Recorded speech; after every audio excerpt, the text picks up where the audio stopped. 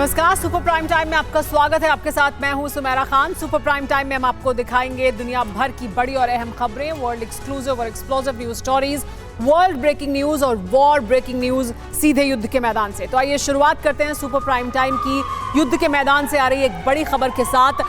जो बड़ी खबर युद्ध के मैदान से इस वक्त आ रही है वो ये कि इराक में अमेरिकी सैन्य बेस पर हमला हुआ है। इराकी रेजिस्टेंस फोर्सेस ने ये हमला किया है। एरबिल एयरपोर्ट बेस पर ड्रोन हमला किया गया।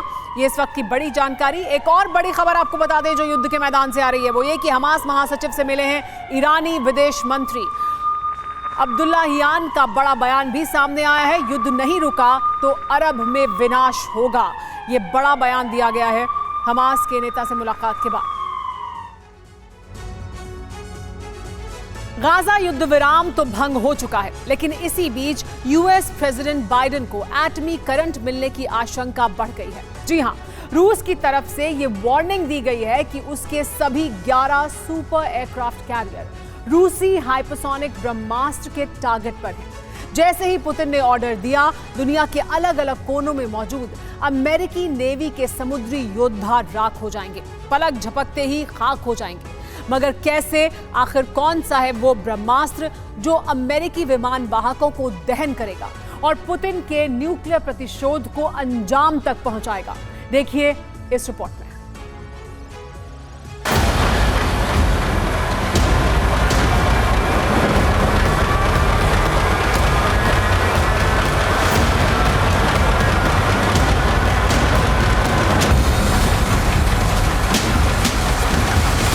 Переворот на Украине в 2014 году, за которым последовала война киевского режима против своего народа на Донбассе.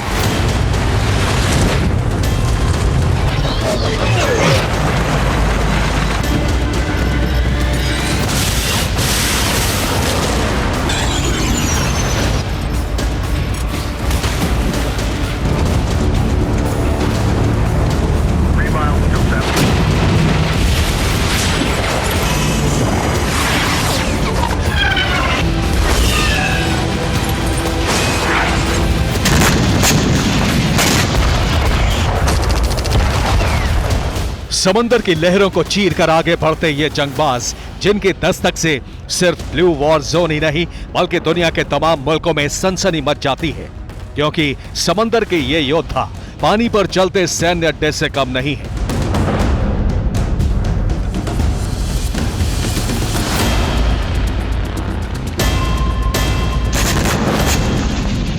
और अगर बात इनके बारूदी ट्रेलर की हो तो फिर इन जंगबाजों से भिड़ना, इनके सामने टिकना किसी के बूते की बात नहीं है।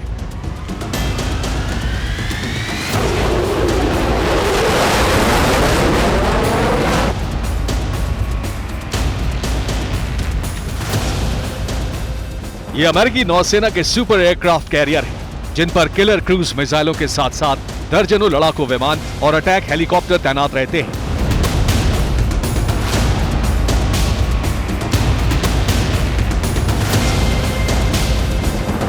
इतना ही नहीं, यूएस मरीन कमांडो की स्पेशल यूनिट भी 24/7 मोर्चा संभाले रहती है।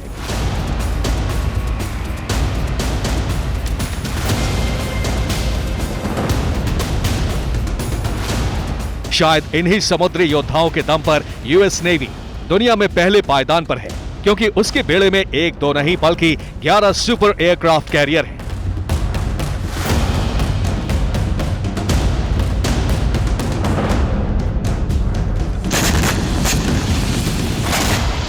आप ये जानकर हैरान रह जाएंगे कि अमेरिका के अलावा दुनिया के किसी और मुल्क के पास सुपर एयरक्राफ्ट कैरियर की इतनी तादाद नहीं है।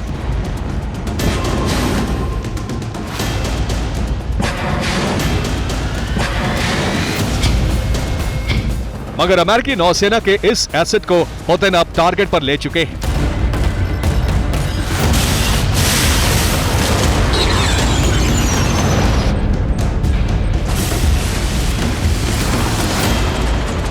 यूएस नेवी के सभी 11 सुपर एयरक्राफ्ट कैरियर को तबाह करने का, समंदर में उन्हें राख करने का ब्लूप्रिंट तैयार कर चुके हैं।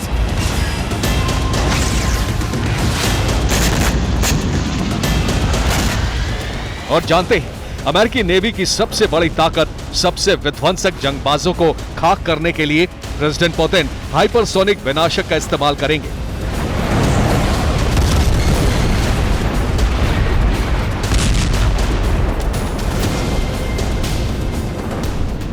वो भी दुनिया के किसी भी कोने में।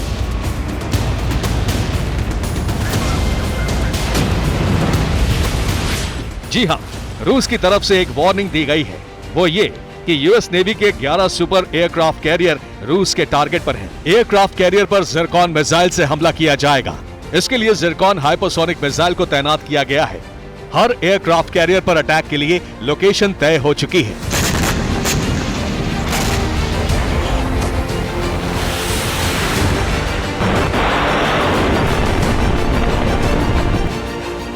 अब सवाल यह है कि एक तरफ रूस यूक्रेन के बीच जंग जारी है, दूसरी तरफ गाजा में घमासान चरम पर है।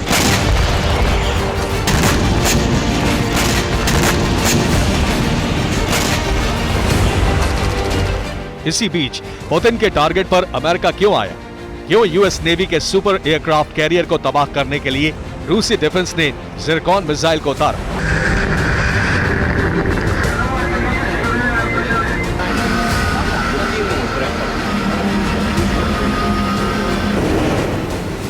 तो आपको बता दें कि पुतिन की तरफ से एक बयान सामने आया है जिसमें यह दावा किया गया है कि दुनिया में जहां भी जंग छिड़ी है, जहां भी खूनी संघर्ष हो रहा है, उसके लिए सिर्फ और सिर्फ अमेरिका जिम्मेदार है।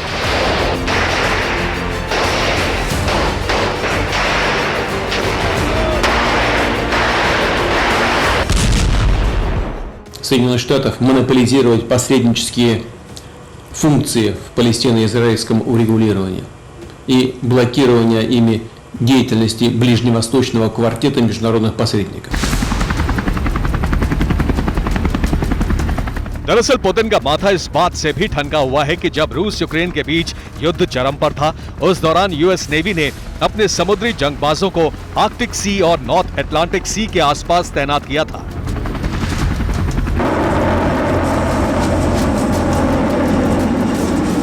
और जब इजराइल हमास के बीच युद्ध हुआ तो फिर यूएस नेवी ने इजराइल के सपोर्ट में भूमध्य सागर, रेड सी और ओमान की खाड़ी में जंगी बेड़े को भेजा। यानी अपनी ताकत की नुमाइश के लिए बाइडेन सुपर एयरक्राफ्ट कैरियर का इस्तेमाल कर रहे थे।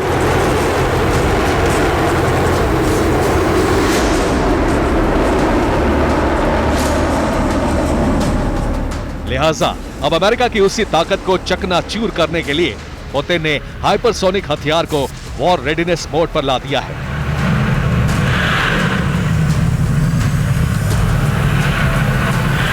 सबसे बड़ी बात यह है कि रूसी जिरकॉन मिसाइल के टारगेट पर अमेरिका के सभी 11 सुपर एयरक्राफ्ट कैरियर हैं, जो फिलहाल दुनिया के अलग अलग कोनों में हैं।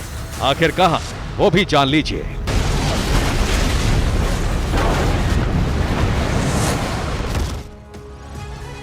रूस यूक्रेन जंग और गाजा युद्ध के दौरान यूएस नेवी ने अपने समुद्री योद्धाओं की कई इलाकों में मूवमेंट की।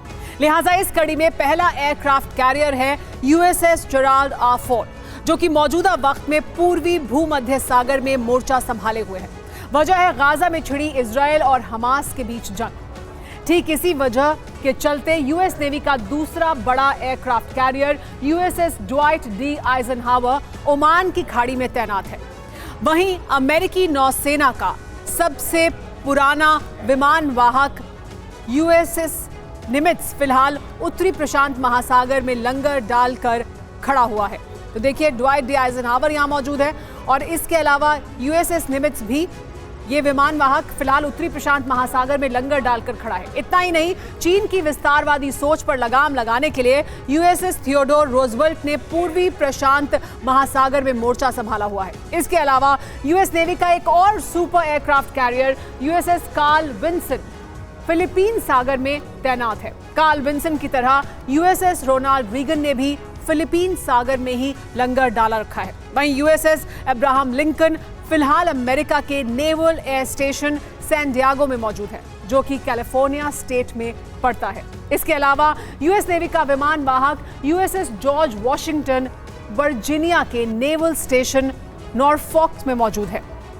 इसके अलावा ठीक इसी तरह USS John C Stennis super aircraft carrier है और वो भी यहाँ तैनात है। USS Harry S Truman super aircraft carrier भी इसी जगह पर तैनात है और यूएसएस जॉर्ज H.W. बुश विमान वाहक वर्जीनिया में मौजूद नेवल स्टेशन नॉरफॉक्स में ही तैनात किया गया है।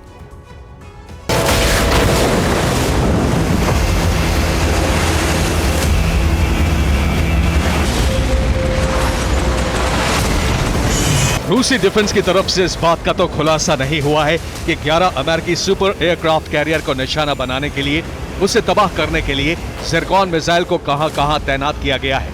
मगर रूसी डिफेंस की तरफ से यह वार्निंग दी गई है कि यूएस नेवी के सभी 11 एयरक्राफ्ट कैरियर ज़िरकॉन मिसाइल के टारगेट पर है। बस इंतजार है पुतिन के एक ऑर्डर का।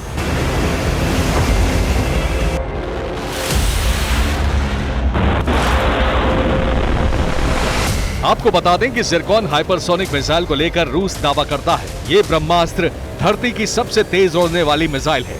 ये अपने एक वार से किसी भी टारगेट को पूरी तरह से तहस नहस कर सकती है।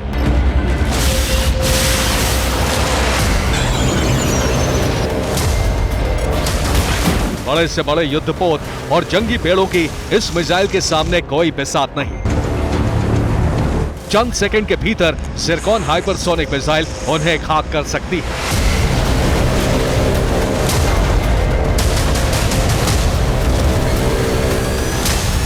आपको बता दें कि ज़िरकॉन हाइपरसोनिक मिसाइल पुतिन का सबसे पसंदीदा हथियार है।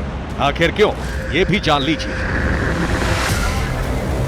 ये हाइपरसोनिक क्रूज मिसाइल करीब 10 मीटर तक लंबी है। ज़िरकॉन मिसाइल की रफ्तार आवाज की गति से 9 गुना तेज है। इस मिसाइल की मारक क्षमता 450 से 1000 किलोमीटर तक है। तेज रफ्तार की वजह से कोई भी रडार इसे पकड़ नहीं सकता। ये मिसाइल 400 किलो तक विस्फोटक साथ ले जा सकती है।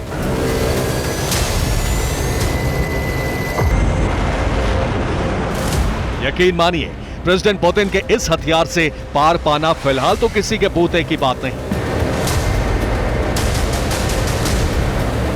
क्योंकि अगर रूस ने इस मिसाइल का इस्तेमाल वॉर जोन में किया तो दुश्मन को इसकी भनक भी नहीं लगेगी और ये किलर वेपन तबाही मचा देगा।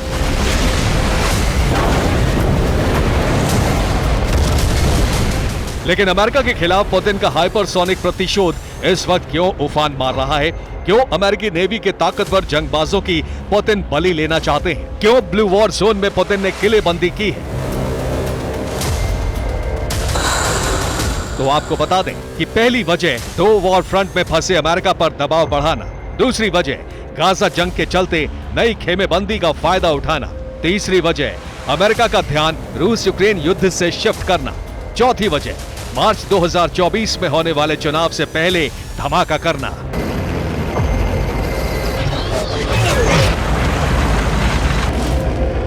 पुतिन के पास महज 3 महीनों का वक्त है। इसके बाद रूस में राष्ट्रपति चुनाव होंगे, लिहाजा उससे पहले पुतिन कुछ बड़ा करने की कोशिश में जुटे हैं। शायद यही वजह है कि आज पुतिन बेलारूस में हो रही CSTO मीटिंग के लिए खुद पहुंचे हैं, ताकि आने वाले 3 महीनों में नई रणनीति के साथ जंग के मैदान में उतरे। वैसे भी पुतिन ने अमेरिका से सभी डिप्लोमेटिक चैनल बंद करने की चेतावनी दे दी है, यानी जल्द ही अमेरिका पर दबाव बनाकर पुतिन यूक्रेन जंग को अंजाम तक पहुंचा सकते हैं। Bureau report, TV9 Bharatvarsh.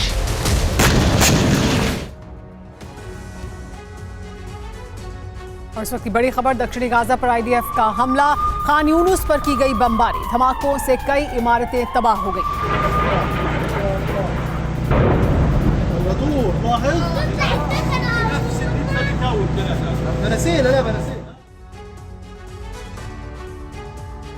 Gaza में सीजफायर होने जा रहा है, लेकिन दुनिया के दूसरे वॉर जोन में युद्ध ने टॉप गियर लगा दिया है। रूस के हमले बेहद तेज हो गए हैं और यूक्रेन खुद को बचाने की जद्दोजहद में लगा है। इजराइल गाजा के बीच जंग भड़कने के बाद से अमेरिका की रणनीति भी 2 हिस्सों में बंट गई है, लेकिन ज्यादा अहम अरब देशों में महायुद्ध को टालना है।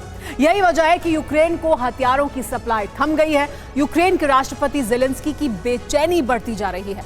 नए रडार की मांग की गई, गोले बारूद की सप्लाई तेज करने की भी गुहार लगाई गई है।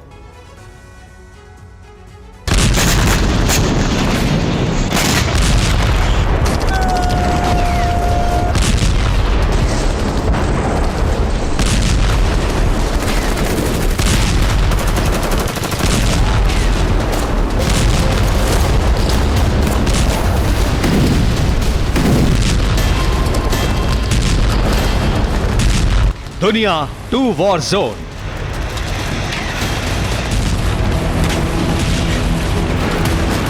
जहां हर वक्त बरस रहा है बारूद,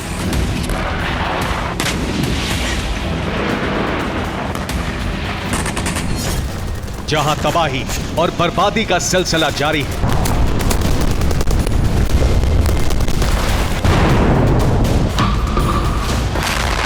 गाजा में इजराइल बमबारी कर रहा है।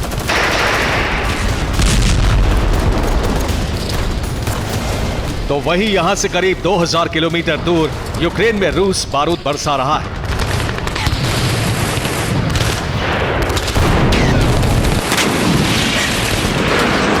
वजह अलग है, मुद्दे अलग हैं, लेकिन गाजा और यूक्रेन में हालात एक जैसे हैं। वजह हैं ये दो चेहरे। दुनिया के 2 वॉर जोन में युद्ध को लीड कर रहे ये दोनों चेहरे अमेरिका के लिए बेहद खास हैं। दोनों की असल ताकत भी अमेरिका ही है।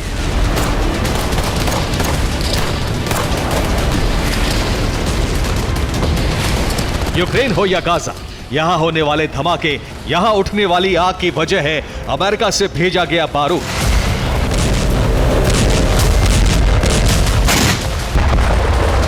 अब रिपोर्ट के मुताबिक बाइडेन के लिए इन दोनों जगहों पर हथियार के जखीरे की सप्लाई संतुलन बनाना बेहद मुश्किल हो रहा है।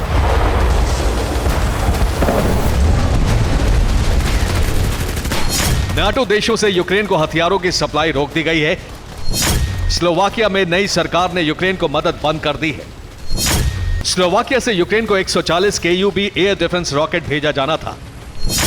125 mm की 5000 शेल, 40 लाख छोटे शेल भेजे जाने थे।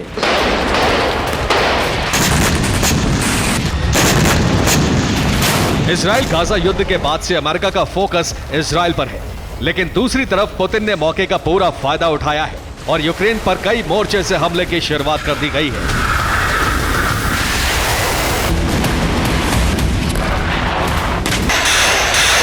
ज़ेलेंस्की को जिस वक्त और ज्यादा हथियार दिए जाने थे, ठीक उसी वक्त यूक्रेन की राह में इजराइल नाम का अड़ंगा आ गया है।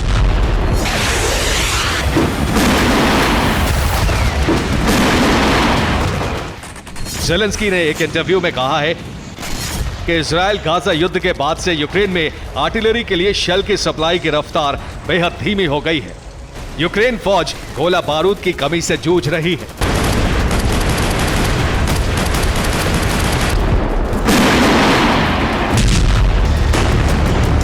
हमास के खिलाफ ग्राउंड ऑपरेशन में इजरायली टैंक का काफिला गाजा में घुसा है।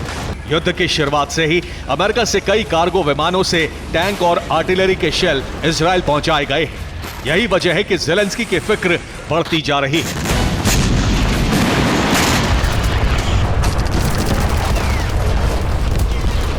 रूस ने यूक्रेन के इंफ्रास्ट्रक्चर को टारगेट करना शुरू कर दिया है और उन्हें बचाने के लिए ज़ेलेंस्की ने अमेरिका से सेंटिनल रडार देने की गुहार लगाई है।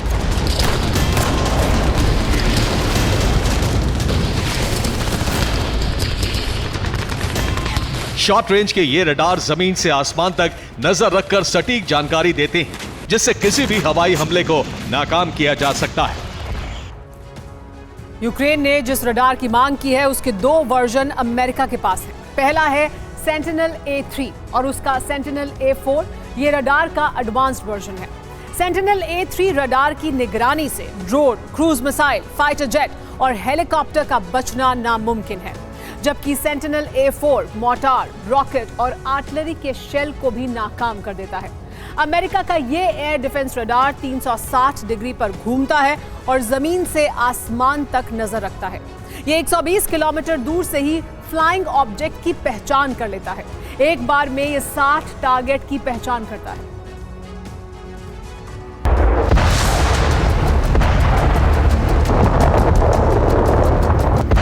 ज़ेलेंस्की चाहते हैं कि एयर डिफेंस की एक एक मिसाइल का सटीक इस्तेमाल हो। यही वजह है कि उन्हें सेंटिनल रडार की जरूरत है। सेंटिनल रडार ही सर्द मौसम में यूक्रेन की बिजली सप्लाई, फैक्ट्री और दूसरी जगहों की हिफाजत कर सकता है।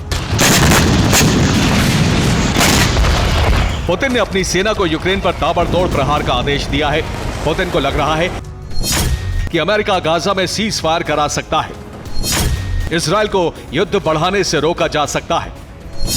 गाजा में हमला रुकवाकर अमेरिका यूक्रेन में वापसी करेगा।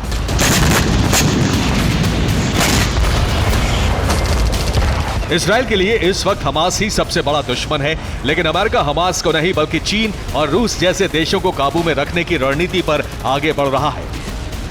यही वजह है कि अमेरिकी स्ट्रैटेजी प्लान में पहले नंबर पर पुतिन है, ना कि हमास, हूती या हिजबुल्लाह जैसे संगठन। यही वजह है कि पुतिन जल्द से जल्द यूक्रेन में भारी तबाही मचाने की जल्दी में है। पुतिन पर दबाव बनाने के लिए यूक्रेन ने एक बार फिर क्रीमिया पर हमले की शुरुआत कर दी है। क्रीमिया में हवा और पानी दोनों से हमले की कोशिश की गई। क्रीमिया के तट पर एक बार फिर यूक्रेन का वाटर ड्रोन मिला है।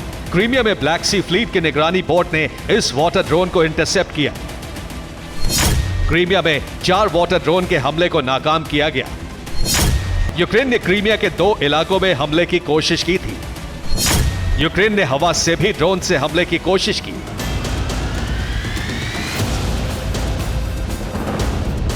रिपोर्ट के मुताबिक यूक्रेन ने एक बार फिर ब्लैक सी फ्लीट के बेस पर हमले की कोशिश की है। रशियन नेवी के मुताबिक अगर क्रीमिया के तट पर मुस्तैदी न होती तो रूस के कई युद्धपोत को भारी नुकसान हो सकता था।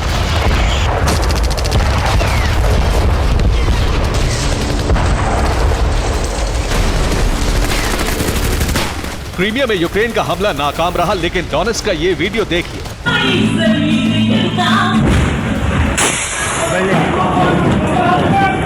एक रशियन मिलिट्री ब्लॉगर का दावा है कि यह यूक्रेन का हाईमार्स हमला था। हमले के बाद की तस्वीर भी सामने आई है। दावा किया गया है कि डोनेट्स्क में रूसी सेना का पुरस्कार समारोह चल रहा था। स्टेज पर सिंगर मौजूद थी, तभी यूक्रेन का हाईमार्स यहां गिरा और कई सैनिकों की मौत हो गई। यूक्रेन के हथियार और यूक्रेन की सेना को जल्द से जल्द बड़ा नुकसान पहुंचाने के लिए रूस ने एक बार फिर क्लस्टर बम का इस्तेमाल शुरू कर दिया है।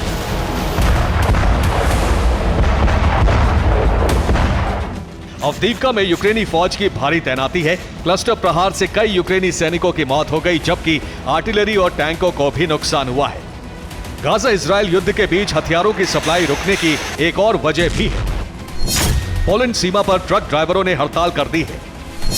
यूक्रेन आने वाले सैकड़ों ट्रक जाम में फंस चुके हैं। यूक्रेन के लिए आने वाली मदद ट्रक से पहुंच नहीं पा रही है।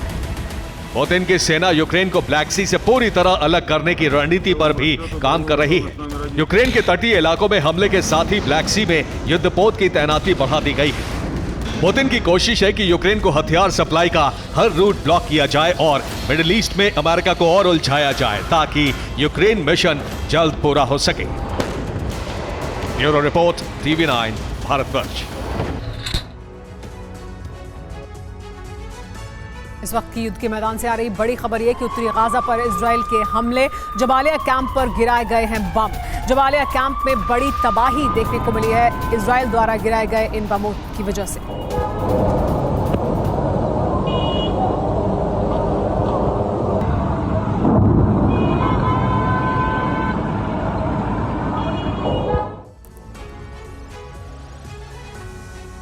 गाजा में जंग अभी थमी नहीं है। सीज फायर अधर में लटका है और जंग 2 मोर्चों पर पहले से ज्यादा विनाशक हो गई है। ये 2 मोर्चे हैं लेबनान और यमन।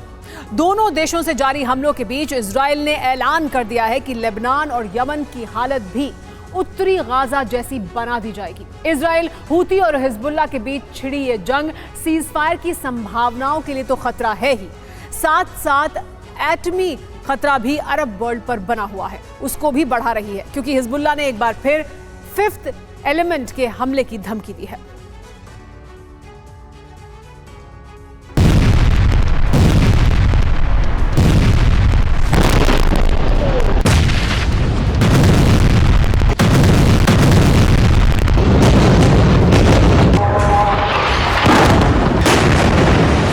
दुनिया गाजा में सीज फायर का इंतजार कर रही है। समाधान खोज लिया गया, लेकिन परिणाम लागू नहीं हो पाया है और गाजा में रह रहकर धमाके हो रहे हैं।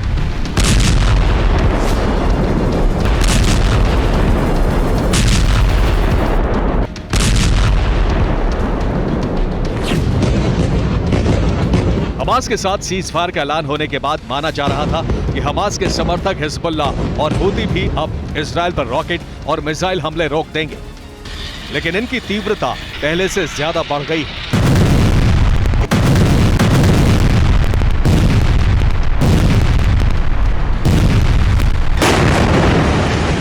हिजबुल्लाह और हूती एक साथ इजराइल के अलग अलग शहरों पर हमले कर रहे हैं। दक्षिणी लेबनान की सीमा से हिजबुल्लाह इजराइल की सीमा पर हमले कर रहा है।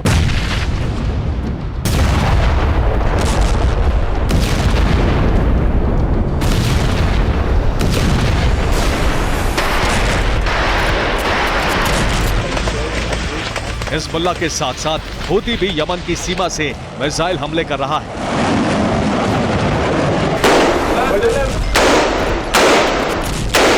यमन से हूती ने इजराइल पर एक क्रूज मिसाइल हमला किया। इस मिसाइल को इंटरसेप्ट कर दिया गया। हूती ने एक साथ कई कामिकाज़े ड्रोन से भी हमला किया। यूएसएस थॉमस हंटर ने लाल सागर पर सभी ड्रोन नाकाम कर दिए।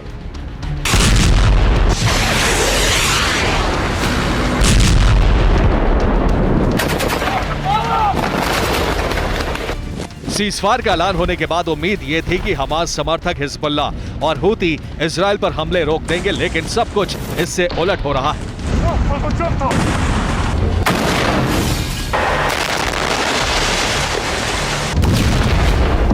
हिजबुल्लाह ने भी इजरायली सीमा में हमले तेज कर दिए हैं और इजराइल के पलटवार भी विनाशक हो रहे हैं।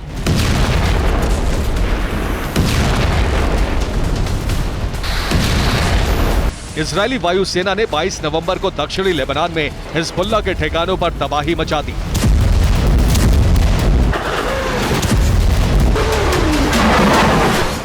लेबनान मीडिया के रिपोर्ट्स के मुताबिक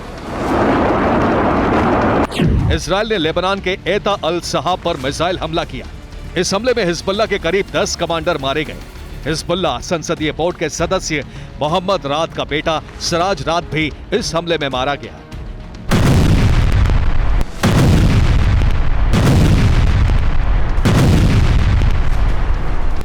ये वही मकान है जिस पर इजराइल ने हमला किया और इसी मकान में मोहम्मद राद का बेटा सिराज राद 4 कमांडरों सहित मौजूद था और इस हमले में मारा गया।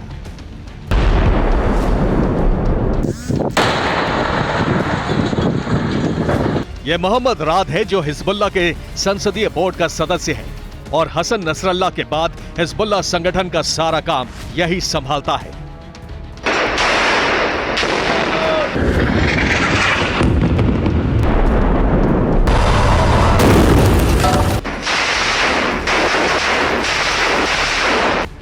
इजराइल और हिजबुल्लाह के बढ़ते वार पलटवार के बाद यह आशंका तेज हो गई है कि यह वॉर फ्रंट पहले से ज्यादा विनाशक हो सकता है।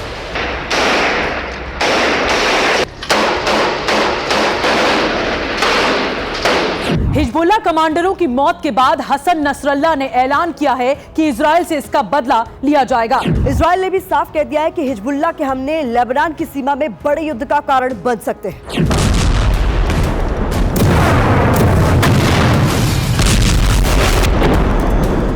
इजराइल के विदेश मंत्री एली कोहेन ने कहा है कि लेबनान और हूती से हो रहे हमले लेबनान और यमन में युद्ध का कारण बन सकते हैं।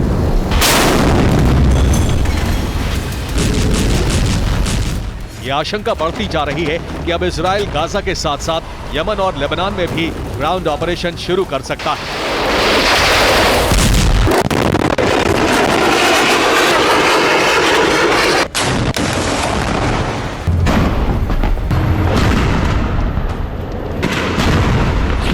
ये है इजराइल के वॉर कैबिनेट मंत्री बेनी गैंट्स और इन्होंने साफ कह दिया है कि इजराइल 3 फ्रंट पर युद्ध के लिए तैयार है।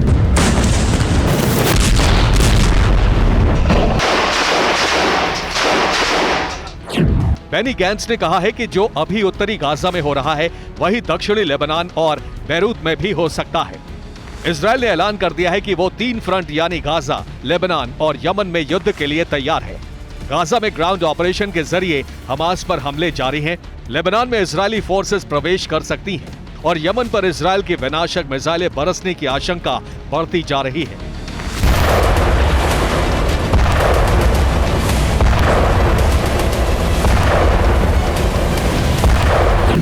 हिजबुल्ला भी इजराइल के साथ बड़ी और विनाशक जंग की तैयारी में जुट गया है।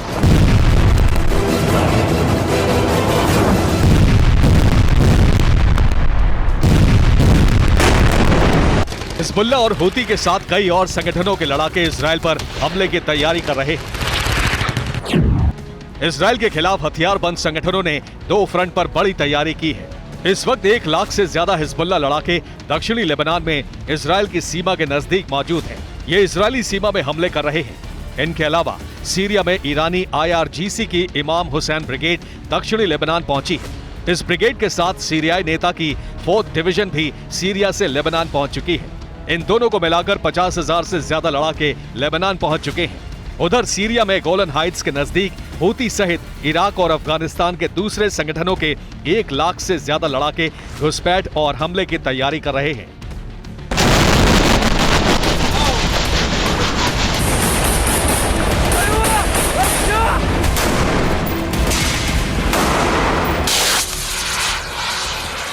आशंका यह है कि ईरान समर्थित हिजबुल्ला के पास डर्टी बम भी हो सकता है।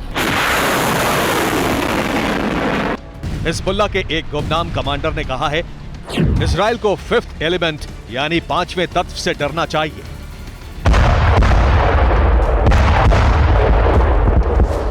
फिफ्थ एलिमेंट यानी 5वां तत्व और इसके मायने क्या है? 5th एलिमेंट थ्योरी का एक सिरा परमाणु सिद्धांत से भी जुड़ा है। खुफिया रिपोर्ट यह भी है कि ईरान ने 5th एलिमेंट यानी डर्टी बम हिजबुल्ला तक पहुंचा दिया है।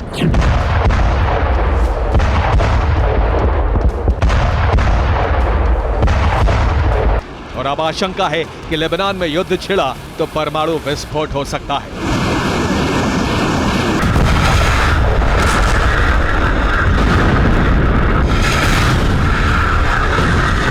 Bureau report TV9 Bharatvarsh.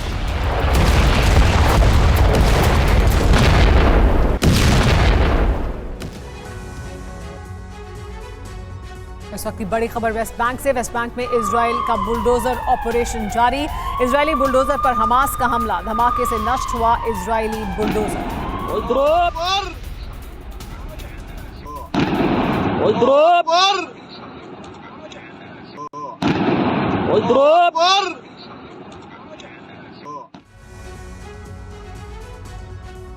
Qatar America कई दिन से युद्ध विराम की कोशिश कर रहे थे। करीब करीब हमास और इजराइल तैयार भी हो गए थे, लेकिन आखिरी वक्त पर युद्ध विराम टल गया। इजराइल इसके लिए हमास को जिम्मेदार ठहरा रहा है और हमास इजराइल को।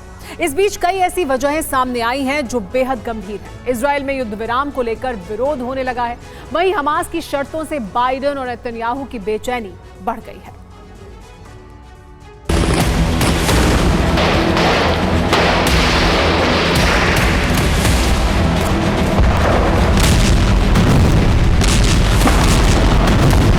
אני רוצה להיות ברור, המלחמה נמשכת. یعنی فضای نفرت نسبت به رژیم صهیونیستی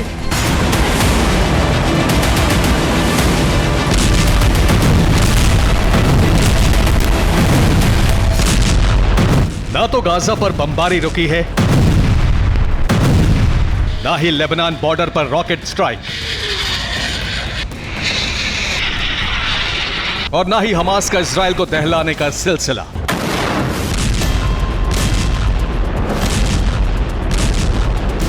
इसकी सिर्फ और सिर्फ एक ही वजह है, युद्ध विराम टल गया है। 4 दिन का सीजफायर 4 सेकंड भी नहीं चल पाया। यानी कतर अमेरिका की जितनी भी कोशिश थी वो फेल हो गई।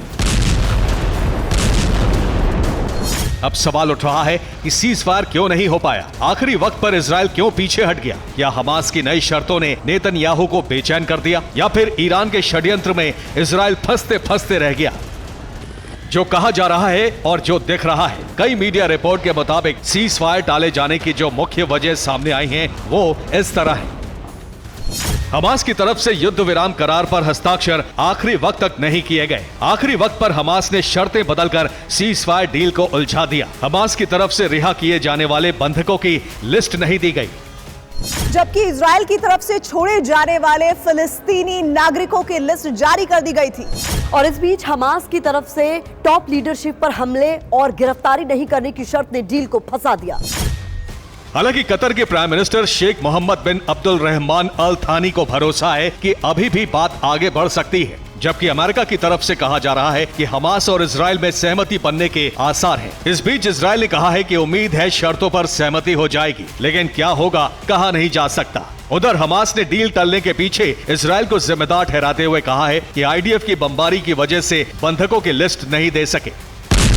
इस बीच करार कराने के लिए कतर में इजराइल, हमास, अमेरिका के अधिकारियों का जमावड़ा लगा हुआ है। लगातार बैठकें हो रही हैं। अगले 24 घंटे काफी अहम हैं।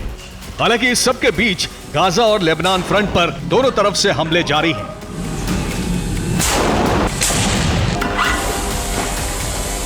तबाही का जलजला आया हुआ है। आईडीएफ ने हमले पहले से ज्यादा तेज कर दिए हैं। तो क्या ये समझा जाए कि अगर हमास की नई शर्तें सीज फायर टालने के लिए जिम्मेदार हैं, तो इजराइल भी आधे अधूरे मन से युद्ध विराम की तरफ बढ़ रहा था। यूनाइटेड नेशन के former weapons inspector Scott Ritter middle east मामलों की गहरी जानकारी रखते हैं। उनके मुताबिक इजराइल पर डील से पीछे हटने का दबाव था। अगर युद्ध विराम करार हो जाता तो इतिहास में ये हमास की जीत और इजराइल के अपमान के तौर पर दर्ज हो जाता। शायद यही वजह है गाजा में जंग लड़ रहे आईडीएफ सैनिकों ने भी एक वीडियो जारी करके सीज फायर का विरोध किया है। החטיבה שלחמה בכל חזיתות מלחמות ישראל, ממלחמת העצמאות עד למלחמת חרבות ברזל. אנו נלחמים בצפון הרצועה עד החל מאותה השבת השחורה. משרתים כאן לוחמים המגויסים בצו 8 בפעם הרביעית בחייהם. सैनिकों के अलावा इजराइल में भी काफी लोग सीज फायर का विरोध कर रहे हैं। कोर्ट में इसके खिलाफ अर्जी तक दे दी गई है। हालांकि कोर्ट ने अर्जी खारिज कर दी। संसद में विपक्ष ने नेतन्याहू के खिलाफ मोर्चा खोल दिया है। नेतन्याहू के पूर्व सलाहकार याकूब अमिट्रोन ने बयान दिया है, इजराइल हमास में युद्ध विराम लंबा नहीं टिकेगा। सीज फायर लंबा हुआ तो नेतन्याहू सरकार गिर जाएगी। यानी इस फैसले को लेकर नेतन्याहू और उनकी पार्टी की साख दांव पर लगी है। जाहिर है अगर ये फैसला बैकफायर किया तो इजराइल के दबदबे वाली इमेज को धक्का लग सकता है। इस स्थिति को भांपते हुए नेतन्याहू ने एक बयान जारी किया। मेरे देशवासियों, मैं साफ करना चाहता हूं कि हम अपने लक्ष्य तक जरूर पहुंचेंगे। हमास का खात्मा होकर रहेगा। बंधकों को सुरक्षित आजाद कराएंगे। जब तक ऐसा नहीं होता तब तक युद्ध जारी रहेगा। नेतन्याहू के बयान के बाद अमेरिका की तरफ से जॉन किर्बी ने कहा, जंग अभी खत्म नहीं हुई है। हम हमास के खात्मे के लिए इजराइल को लगातार हथियार देते रहेंगे। यानी करार टल जाने के बाद इजराइल और अमेरिका दोनों के सुर बदले हुए थे। हालांकि यह भी कहा गया कि डील एक दिन आगे के लिए टाल दी गई है, जबकि सुबह 10 बजे से युद्ध विराम से पहले इजराइल ने फिलिस्तीनी महिला कैदियों की लिस्ट भी जारी कर दी थी। ये वही लिस्ट है जिसमें महिला कैदियों के नाम और जानकारी हिब्रू में लिखी हुई है। यानी सब कुछ डील के मुताबिक हो रहा था। सुबह 10 बजे से युद्ध विराम होना था, लेकिन ऐसा हो नहीं सका।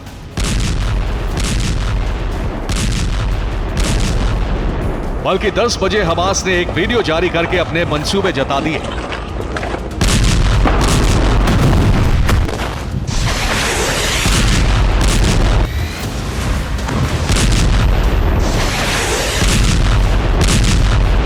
दूसरी तरफ इजराइल ने भी ताबड़तोड़ हमले शुरू कर दिए। सुबह से लेकर अब तक 30 बड़े हमले किए जा चुके हैं।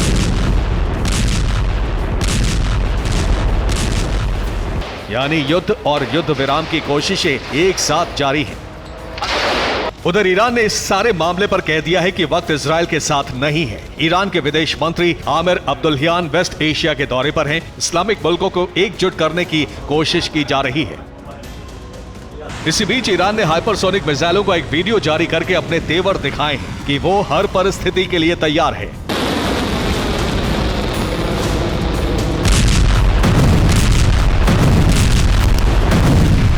कहीं ऐसा तो नहीं ईरान के तेवर देखकर इजराइल और अमेरिका दबाव में आ गए।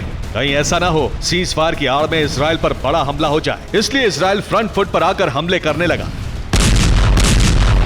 यानी इन परिस्थितियों में युद्ध विराम मुमकिन नहीं लगता।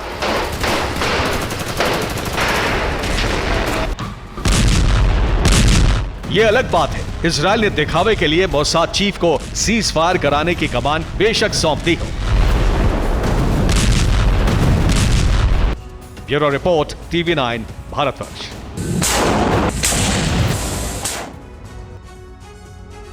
इस वक्त की बड़ी खबर दक्षिणी गाजा पर आईडीएफ की बमबारी, राफा पर वायुसेना ने बरसाए बम। अल शाउत कैंप में बड़ा नुकसान हुआ है इस बमबारी की वजह से।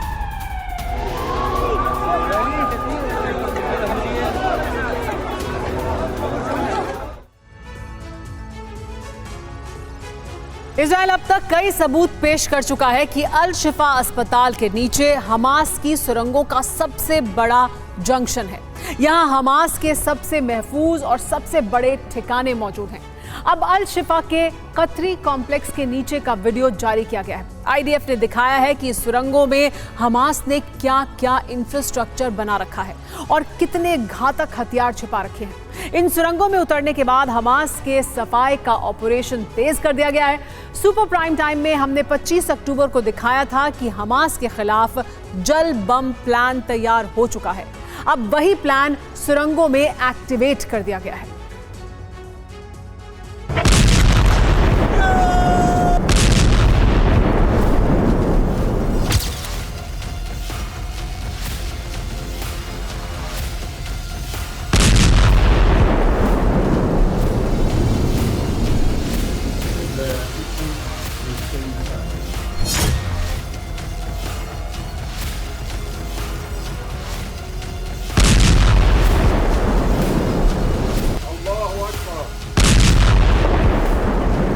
उत्तरी गाजा बमबारी से समतल हो चुका है, लेकिन हमास के ठिकानों पर इस बमबारी से कोई ज्यादा असर नहीं पड़ा, क्योंकि इजरायली सेना जमीन पर जो ऑपरेशन चला रही है उससे हमास के ठिकाने महफूज हैं। और जैसे जैसे उत्तरी गाजा में आईडीएफ का ऑपरेशन आगे बढ़ रहा है, वैसे वैसे हमास के गुप्त ठिकाने दुनिया के सामने आ रहे हैं।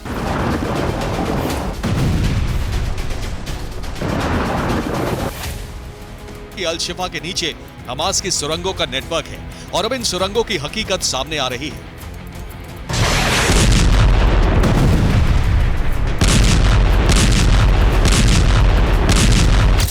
ये इजरायली फोर्स के सैनिक हैं जो अल शिफा अस्पताल में हमास की सुरंगों का वीडियो बना रहे हैं। ये वीडियो अल शिफा अस्पताल के कतरी कॉम्प्लेक्स का है। We just entered the Shifa complex. Behind me is the wall that guards it. This is the Qatari building. And we're here to see the tunnels and to go inside. What they discovered here in the last 48 hours is baffling. Just more evidence that Hamas uses this place as a command and control center and as a terrorist hub underneath this hospital. We see all the equipment that the fighters found here. अल शिफा में रखे हथियार दिखाने के बाद ये सैनिक एक मुहाने से सुरंग में उतर जाते हैं और उसके बाद हमास का भूमिगत संसार दिखाई देता है। Into the tunnel. Right now we're going under the Qatari compound. It's very dark. The walls are moist. There are multiple rooms here that we're opening. This appears to be a bathroom. Another room with an AC. The wiring to that AC helped the combat fighters. Israeli सैनिकों ने दिखाया कि सुरंगों के सकरे रास्ते के दोनों ओर Hamas ने अपने लड़ाकों के लिए बड़े बड़े कमरे बना रखे हैं। उनके लिए वॉशरूम और बाथरूम बना रखे हैं। ये सभी व्यवस्था वैसे ही बनाई गई है जैसे कि आईडीएफ प्रवक्ता डैनियल हगारी ने अस्पताल के मॉडल में दिखाई थी। It is here in Shifa Hospital where Hamas operates some of its command and control cells. This is where the direct rocket attacks command Hamas forces. Hamas terrorists operate inside and under Shifa Hospital and other hospitals in Gaza with network of terror tunnels. IDF प्रवक्ता ने भी अल शिफा अस्पताल के सुरंगों के नीचे से एक वीडियो जारी किया। This room is an operational room that had communication with electricity provided from the sources of the hospital, meaning the hospital is providing electricity. This room was evacuated and all the gear was evacuated. I guess it was evacuated when they knew or understand that we're going to enter into Shifa Hospital. Inside the tunnel you can see a small kitchen. They're using the hospital infrastructures.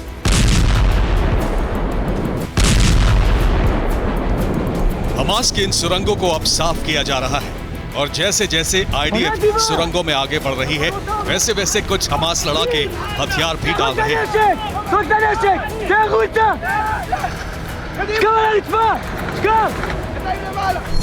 उत्तरी Gaza में Hamas के सुरंगों का बड़ा network है। अब इस network को ध्वस्त करने के लिए इजराइल उसी प्लान को एक्टिवेट कर चुका है जो 25 अक्टूबर को सुपर प्राइम टाइम में TV9 भारतवर्ष ने अपने दर्शकों को बताया था। इजराइल भूमध्य सागर से इन सुरंगों में हैवी ड्यूटी कमर्शियल पंप से पानी छोड़ने का प्लान बना रहा है। इससे सुरंगों में बाढ़ आ जाएगी। इससे हमास का कम्युनिकेशन सिस्टम, हथियार गोदाम तबाह हो जाएंगे। सुरंगों में बैठे हमास के लड़ाकों को मजबूर होकर सुरंगों से बाहर निकलना होगा। 25 अक्टूबर को सुपर प्राइम टाइम में हमने जो बताया, अब उत्तरी गाजा में वो ऑपरेशन शुरू हो चुका है। इजरायली फोर्सेस ने सुरंगों में बाढ़ लाने के लिए उत्तरी गाजा में हेवी ड्यूटी पंप तैनात कर दिए हैं। भूमध्य सागर से पानी खींचकर इन सुरंगों में भरा जा रहा है।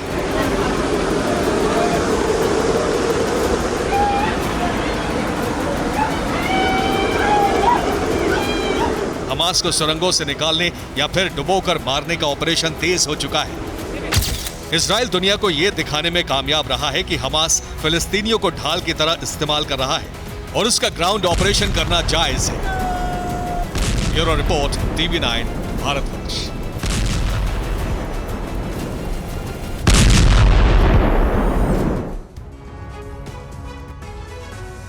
बीते 48 दिन से गाजा में विध्वंस तो जारी ही है, मगर इसी बीच इजरायली पीएम नेतन्याहू ने अपनी खुफिया एजेंसी को एक मिशन दिया है। वो ये कि दुनिया के कोने कोने में छिपे बैठे हमास के टॉप लीडर्स की तलाश करना, फिर उन्हें मौत के घाट उतारना। ऐसे में सवाल खड़ा होता है कि मोसाद के ऑपरेशन किल की हिट लिस्ट में कौन कौन शामिल है, जिसका डेथ वारंट नेतन्याहू ने जारी किया है। देखिए इस रिपोर्ट में।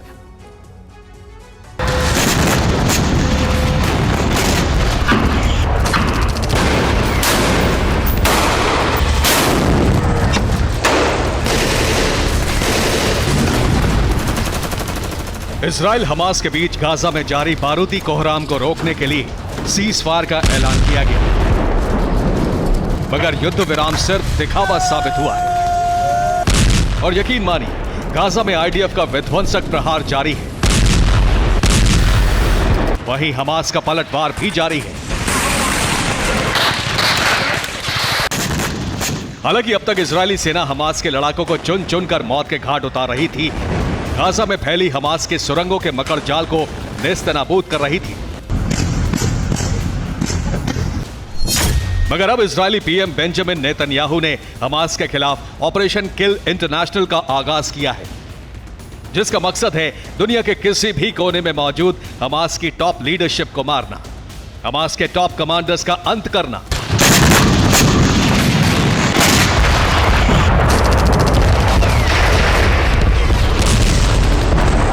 और जानते हैं बेंजामिन ने इस मिशन की जिम्मेदारी किसे दी है? इजराइल की खुफिया एजेंसी मोसाद को।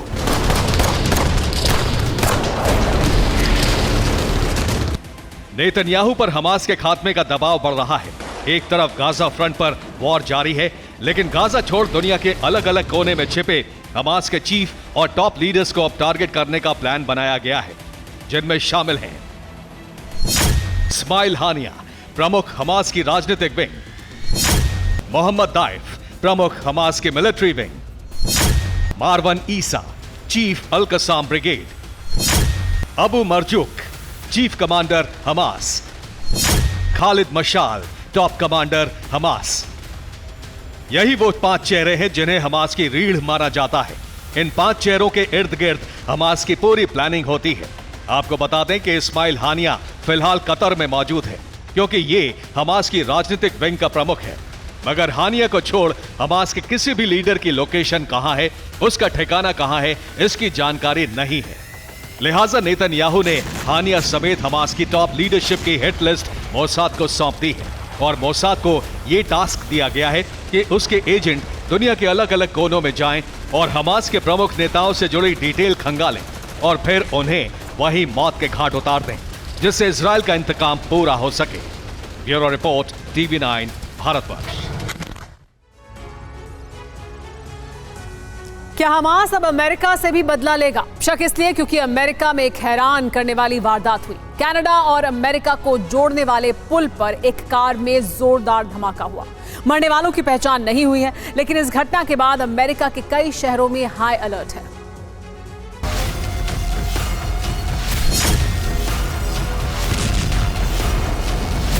आतंकी हमला या हादसा।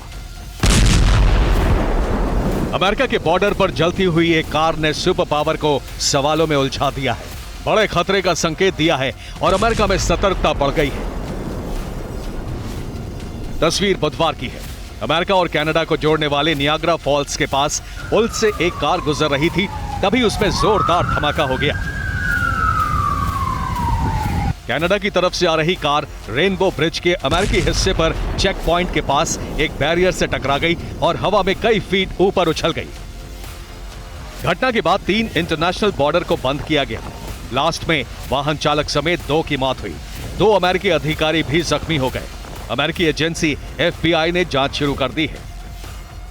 गाजा में इजरायल का अटैक और मिडिल ईस्ट में अमेरिकी ठिकानों पर लगातार हमले की वजह से इस घटना को गंभीरता से लिया गया। अमेरिका में सार्वजनिक जगहों की सुरक्षा बढ़ा दी गई। अमेरिका में दाखिल होने वाले तमाम रूट पर चेकिंग बढ़ा दी गई है। Bureau report, TV9, Bharatvarsh.